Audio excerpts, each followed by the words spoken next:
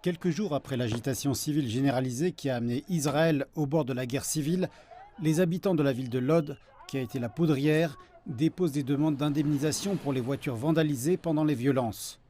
La communauté mixte juive et arabe du centre d'Israël est d'apparence plus calme, mais les tensions qui ont conduit aux violences continuent de couver. Musulmans et juifs se disputent au sujet de la mosquée Al-Aqsa, le troisième site sacré de l'islam, et du mont du Temple, le site le plus sacré du judaïsme. Les deux lieux saints se trouvent littéralement l'un au-dessus de l'autre dans la vieille ville de Jérusalem. Lorsque la police israélienne a pris d'assaut la mosquée Al-Aqsa en mai, pendant le mois sacré musulman du Ramadan, cela a suscité une violente réponse à Lod qui s'est étendue à 21 autres villes. Des maisons, des voitures et des lieux de culte ont été incendiés. Des Arabes et des Juifs se sont brutalement attaqués entre eux et entretués. Si quelqu'un fait irruption chez vous, armé et soutenu par la police, vous défendrez-vous?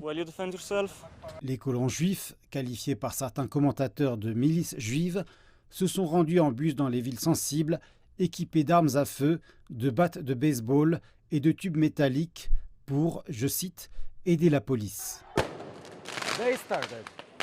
Ils ont commencé, vous entendez? Ils nous jettent des bombes, nous nous protégeons.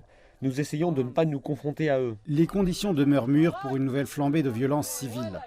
Il paraît que jusqu'à 90% des suspects interpellés en connexion aux récentes violences sont des Arabes. Cela est conforme aux longues plaintes de la part des utilisateurs arabes et des membres de la communauté arabe d'Israël, qui représentent 20% de la population, de subir le racisme, les discriminations, les expulsions, les violences policières et le passage en contrebande d'armes de bases militaires israéliennes dans les communautés arabes. Lorsque les armes ont commencé à être dirigées contre les Juifs, tout le monde s'est réveillé. Le problème a commencé ici à Lod et s'est répandu dans tout le pays.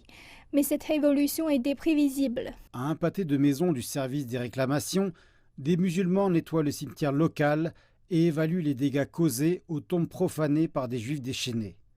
La violence dans des villes comme Lod n'a pas choqué les résidents, mais elle a provoqué un changement important au sein de la société israélienne que certains essaient toujours de se figurer. Ils venaient chez moi, j'allais chez eux, nous avions des fêtes et des anniversaires ensemble, nous sortions tous ensemble, tout allait bien. Quand c'est arrivé, tout s'est retourné contre moi. 35 personnes ont cessé de me suivre sur Instagram et m'ont écrit « Nous ne sommes pas amis, nous ne t'avons jamais vraiment apprécié, reste avec les tiens, on vous déteste, mort aux Arabes ». S'occuper des voitures cassées et des propriétés incendiées constitue la partie facile.